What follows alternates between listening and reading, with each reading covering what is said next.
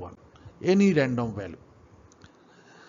Now this L, small l, this small l is same.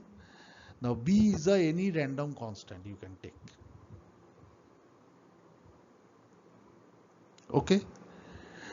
Now this is the spiral update phase, exploitation phase. Now come to your exploration phase.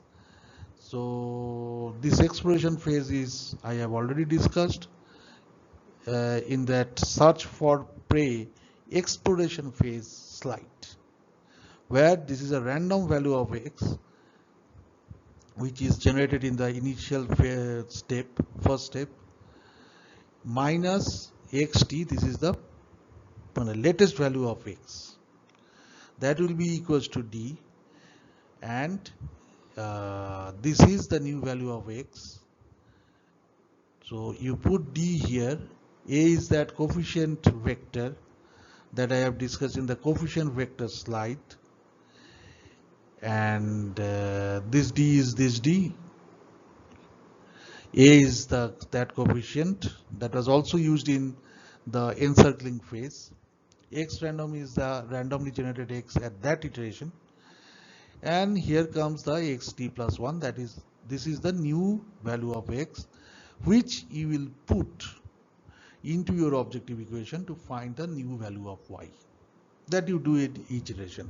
Now this fourth step and the fourth step I have already discussed is same, no difference. Okay, now that you know the encircling phase, exploration phase and spiral update phase, now let us again revisit that slide which depicts the flow of the algorithm with the help of the value of small p and value of big A. Correct? Let us move into that direction, that slide again. So this is the next position update mechanism, search for prey. So I think this is the B. This was marked as B, where we are discussing about the flow of the algorithm.